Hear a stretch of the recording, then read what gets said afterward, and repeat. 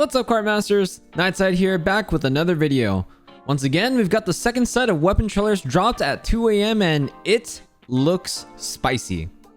We're gonna break down the trailers for Greatsword, Insect Glaive, and Hammer. But don't forget to drop a like, comment what you feel about the additions to the weapons, and smash the subscribe button and the bell icon to find out the next time I post. Let's get to it. First off, demoing off the Full Metal Zeno set, we've got Greatsword, which gets Strong Arm Stance and Surge/Combo. The Strong Arm Stance is a Silkbind attack where the hunter reinforces both their Greatsword and arm with Iron Silk, which then allows them to parry an attack and continue on attacking. Strong Arm swaps with Hunting Edge and seems to act as the sole counter option for Greatsword. As it'll use up Wire Bug Gauge, it's safe to say you'll be invincible, unlike the Tackle. And it seems like the counter activation isn't super strict, as the hunter in the clip has the stance out for about 2-ish seconds before they get hit. One important detail I noticed is that if you use the stance from neutral, you just go into a level 1 charge slash.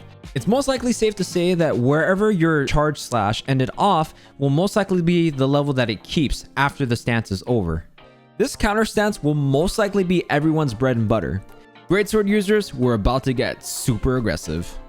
Next up, we've got the Surge/Combo, which replaces the Charge/Combo. The website states that it's an offensive style that combines speed with the weight of the weapon to unleash a powerful stream of slashes.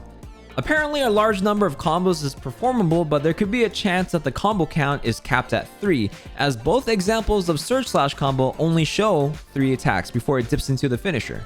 The attacks may potentially correspond to certain button presses, such as triangle for vertical, circle for horizontal, and combo press for the upwards attack.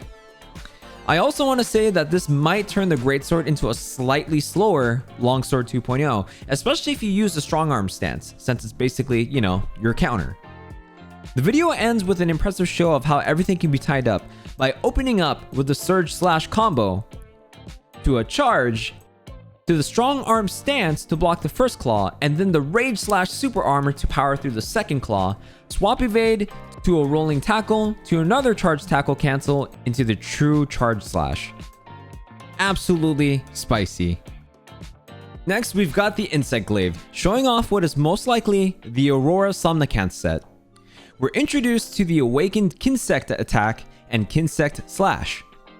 Awakened Kinsect attack, which replaces Recall Kinsect, is a Silkbind where the hunter hurls their Kinsect for big damage. The more extracts are consumed during this attack, the stronger it becomes.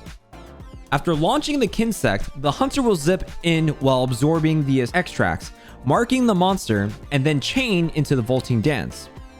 Now this just drives home the fact that the devs really want you to get crazy with your aerial attacks, and with the Awakened Kinsect attack, you can launch it into the air and attack the monster a lot quicker than just using the normal vault.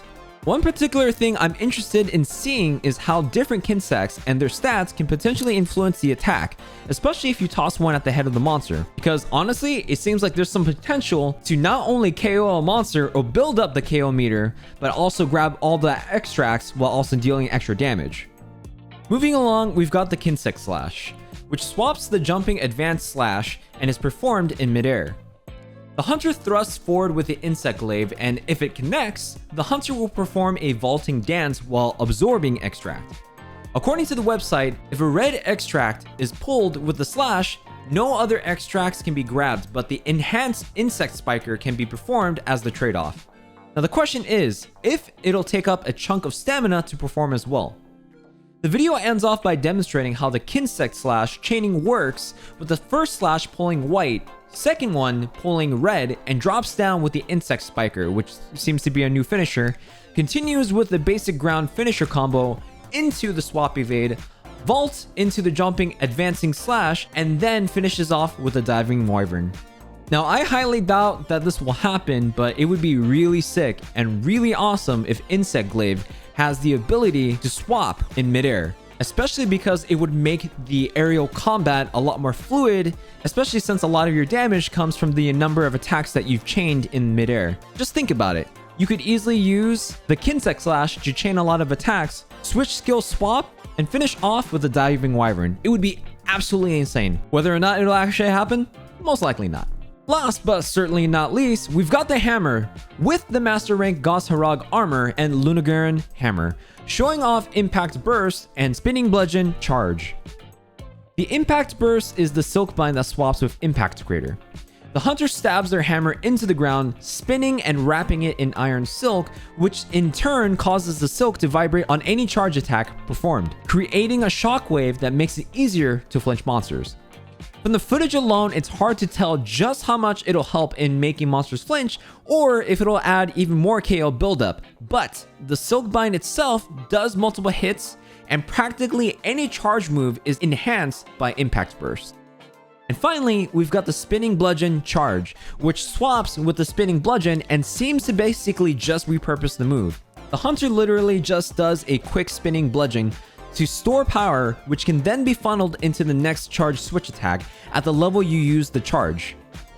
It seems that after you perform the charge, which does a total of 3 hits, you hold charge again to step backwards and go into another finisher at the same charge level.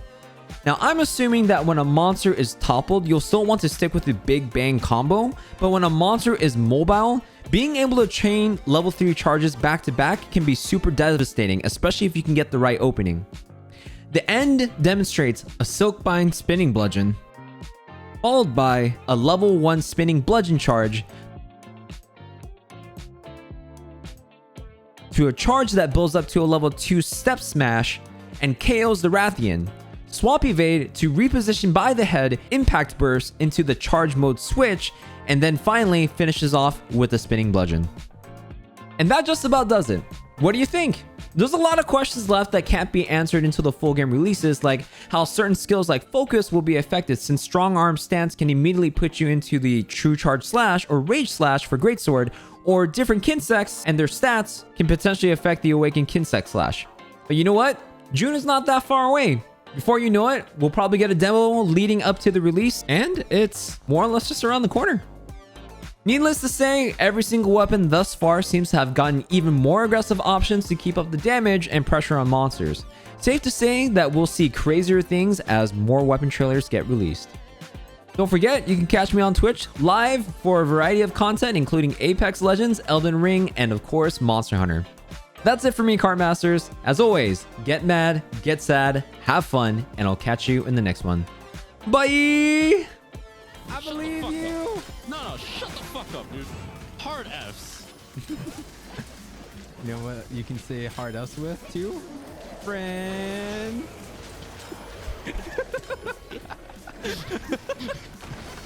I don't know why, but that made me thought of like, you know, as the best friend.